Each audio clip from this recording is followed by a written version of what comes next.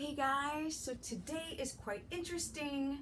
I haven't said this for a while, but I'm almost now 7 years in ketosis without any refeeds on any carbs or sugars or sweet fruits in almost 7 years, and I'm soon going to be 49 and very close in a year going to be 50.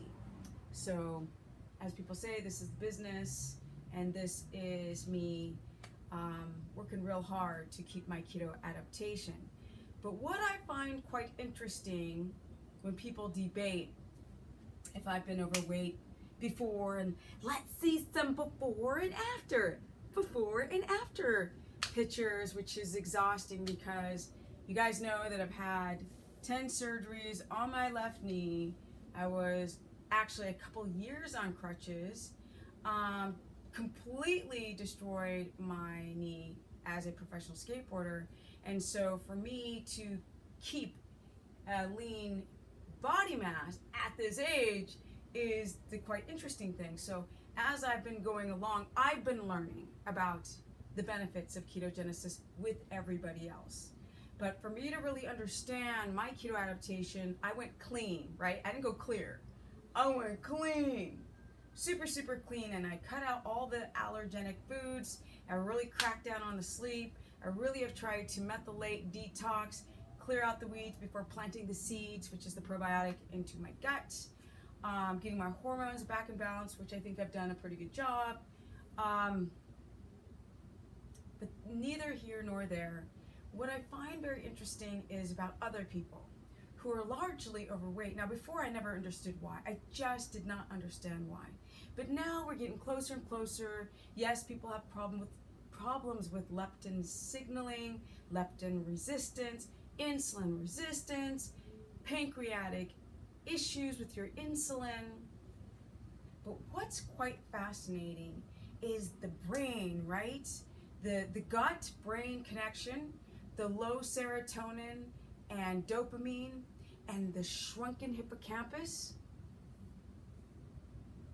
When people have downregulated serotonin, every time they do something impulsive like gambling or robbing or skateboarding, you know, a lot of these people, or eating obviously is the main one I'm driving towards, that we don't have good impulse control. We're craving things, we don't know why, but there's probably like 7 really good clear reasons, like the leptin and the insulin and the high blood glucose, and the brain's like, I didn't get any food after you just ate food. But what we don't really think about is your low serotonin, damaged dopamine receptors, and a shrunken hippocampus. So a lot of these types of people, they need more, right? They seem gluttonous, but they need more just to get a little itty bitty bit of pleasure. Because if they don't get that through food, let's say for those who are overweight, they feel depressed. It's not just an energy thing, they actually just feel unhappy. So you tend to see, and in these scientific studies of people who are obese, have a shrunken hippocampus, these people who tend to overeat, and yet they eat and then they need to eat again once they've already eaten. That's something I find quite interesting, because us, or those who are not largely overweight, may not understand someone who is biochemically what's going on. It's beyond someone thinking, oh, you have poor impulse control, you can't control, like you're selfish, like you're lazy. And I watch these crazy shows on television. There's one called Fit to Fat to Fit. I mean, it's so interesting. I think it's dumb in the context of the trainers that literally hurt their bodies trying to gain 40 to 60 pounds of fat. So you have these trainers and they stop eating healthy and start eating really high processed carbohydrates and sugars, and then they don't work out, and then they've gained weight in 4 months, and then they've got to lose it with their overweight clients so they can learn how to lose the weight together, and it's just happily ever after, and it's fantabulous. But what they don't really, they talk a little bit about, some people start to develop fatty liver and some other type of health issues doing this, but they don't really break it down. So it's just supposed to be some kind of like, oh, we're connecting, we're bonding because now the trainer understands what it's like to be fat. But that doesn't help people when the show ends, right? That shrunken hippocampus is still going to be there. And that's why when you look at shows like The Biggest Loser, they don't really talk about what happens to these people when they stop filming. A lot of these people gain all their weight back plus, because it's the things we don't talk about. We're always thinking, you gotta have pain to get the body that you want. Every time I look at something that's fitness oriented, it's about calories in, calories out, for sure. It's about, you have to feel suffering and pain to have physical gains or muscle hypertrophy. But when you go dig deeper into the body and you look at people in a gym at a certain demographic who are completely free of any type of exogenous drugs, there's not that many who are actually fit and healthy, and the skin is healthy, and they're vibrant, and they're not gluconeogenic.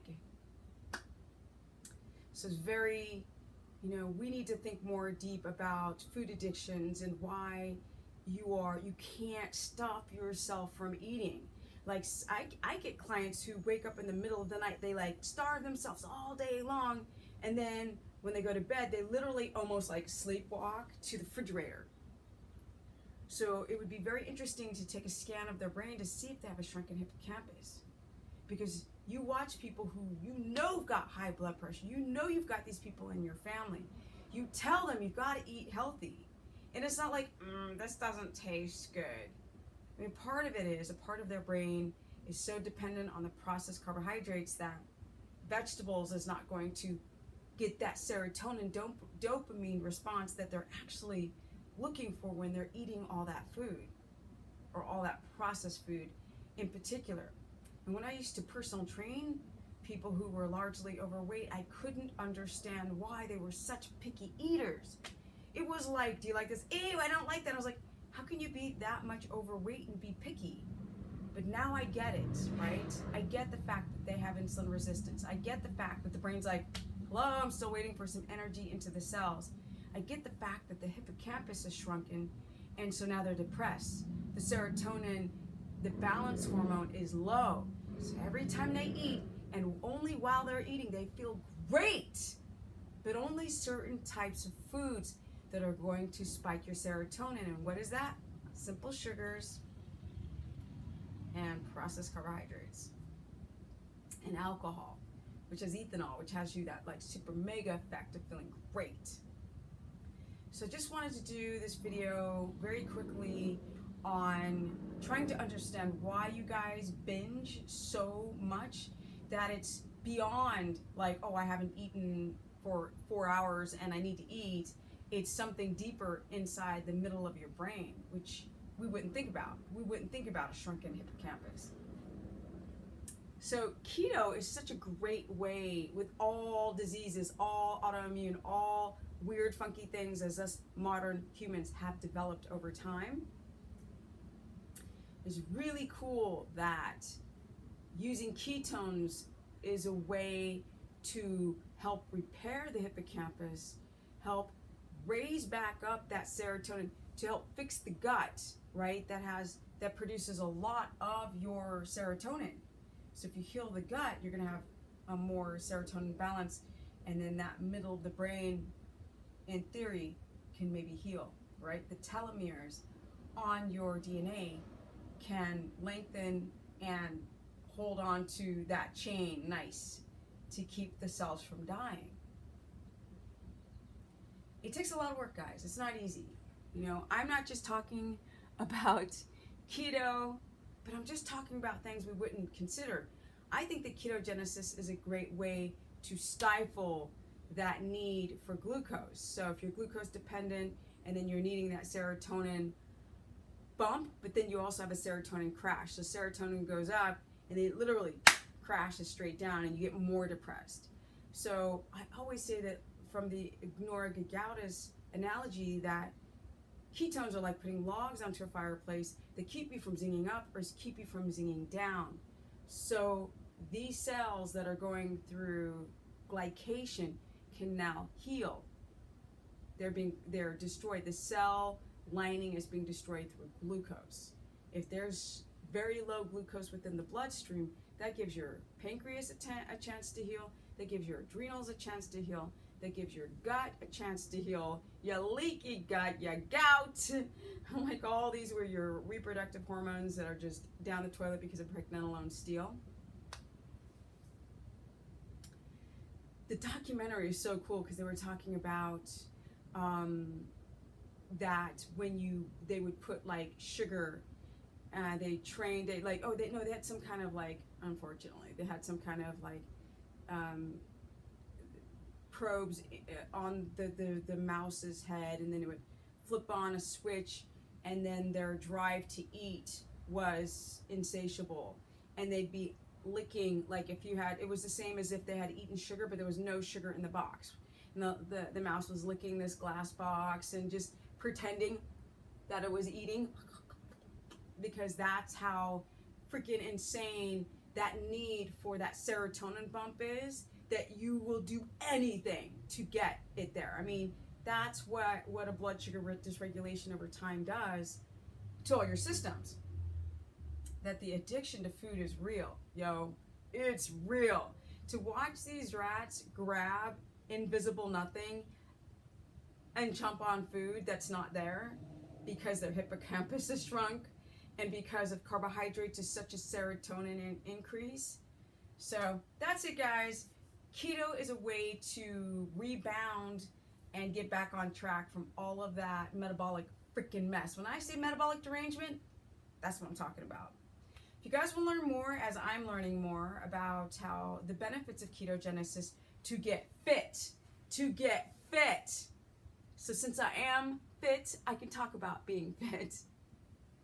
You've never been fat, so you can't talk about being fat, but I can talk about being healthy because I am healthy. If you guys want to learn more, you can go to stephanieperson.com and book a consultation, or you can go to Stephanie the Business Person on my Facebook fan page to learn more on all these interesting, debatable and discussions on my Facebook wall, or you can go to Stephanie Ketogenic on my Instagram because it's more fun.